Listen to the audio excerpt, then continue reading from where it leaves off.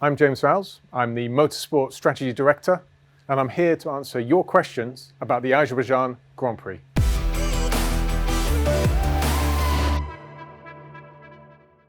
Many of you asked what the impact of losing FP1 was, and what we had to do in FP2, and again on Saturday morning in FP3 in order to increase our learning.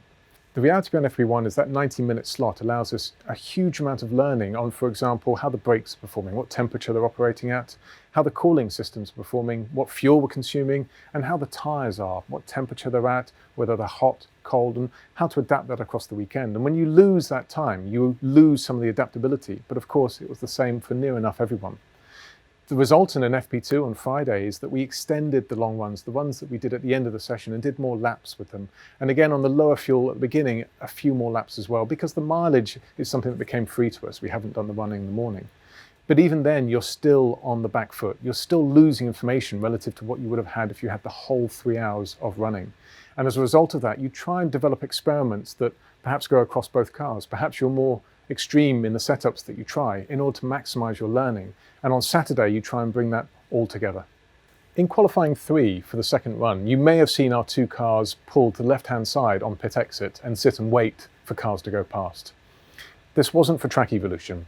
In qualifying now, the effect of a tow is very significant. So the tow is where you have another car in front of you several seconds ahead, and it's really breaking a hole in the air aerodynamically, and it means that you have a reduction of drag on your car.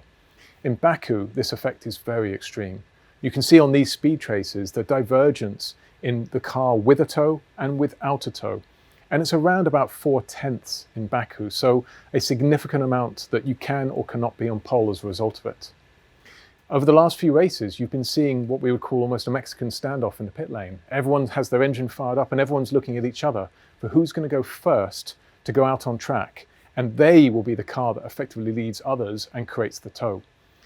In Shanghai, you saw that we left very late and other cars weren't even able to do their lap because they were so keen on getting the tow that the flag came before they started their lap.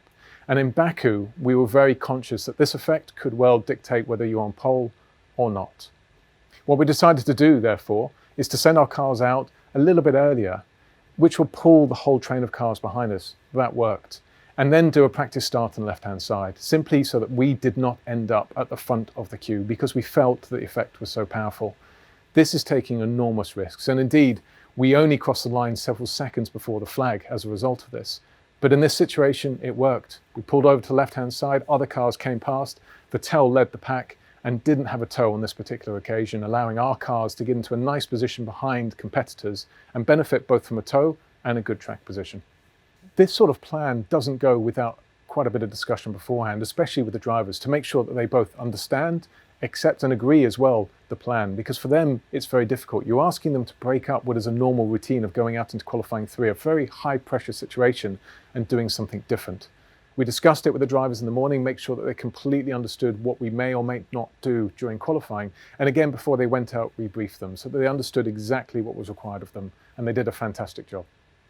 We've had questions come in about why we stopped on the laps that we did and why we transferred from the soft and medium tyre at that stage in the race.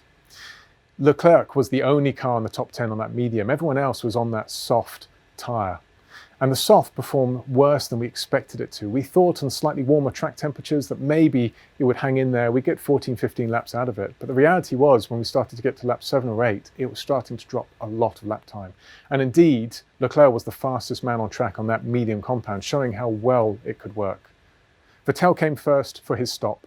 And when he stopped, we knew we had to react with both of our cars.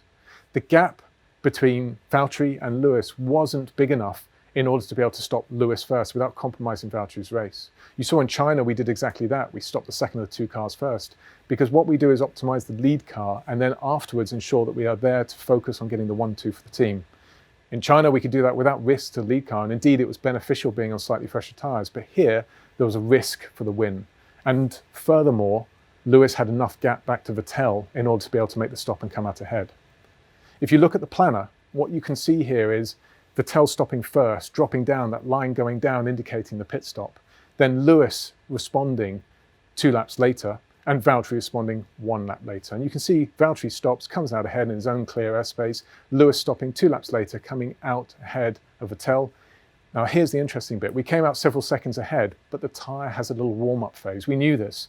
You can't come out just seconds or tenths in front of a car. You really need a bit of a gap so that when the warm-up happens, you can absorb that gap. And that's what Lewis did. He came out several seconds ahead, and you can see by the end of the warm-up phase, we're about 1.3 seconds ahead of Vettel. And that was okay. That was a state so that Lewis could then manage it to the end of the race. During the VSC at the end of the race, you would have seen Lewis lose a couple of seconds of race time relative to Valtteri, which could have been crucial for the win. When the VSC ends, the driver gets a notification on his screen on his dash, and that's something that we have the ability to control what's displayed and what's not. We asked Lewis to do a number of switch changes, which is normal to put the car into a more performant mode, but with every change he lost sight of what that delta time was. The other factor that was contributing here was that if you're in a straight line, for example, turn 16, long straight, and the VSC ends, all you have to do is manage the throttle and get on throttle and go straight. But Lewis wasn't. He was in a braking zone for a VSC, one of the most difficult situations, because now it's very difficult to modulate where you are on the delta time and get ready for the VSC restart. The combination of all of that put together means that Lewis didn't make a mistake. It's where he was on track and a number of switch changes that just masked where he was in the exact delta time, and he lost around 2 seconds. We, from our side, can do some more work to make that certainly better in terms of a dash display going forward into Barcelona, and we will do. The luck of the draw as to where you are on the VSC, unfortunately, that will always be the same way. This one's quite easy. We were asked, did we allow our drivers to battle at the end? And the answer is yes. For us, we're fans as well as we are working in the sport, and I love watching our cars race. But it is very difficult to sit there and watch our two cars fight it out at the end of the race with almost no control from our side. It really does cause huge amounts of anxiety. But we let them race, and they did a fantastic job. They're two professional drivers. In terms of who goes on the podium, it's an incredible honour. I've had the fortunate chance of going there several times myself, and it's very difficult to express the emotion when you're up there, looking out over your team that you're incredibly proud of. Toto has the envious task of being able to decide who does and doesn't go up onto the podium. And he goes through a list based on merit. Who's been with us, who's made a huge contribution to the company, who really deserves to be rewarded to go up there, because it's such a tremendous honour. On this occasion, it was Flannel, also known as Stuart.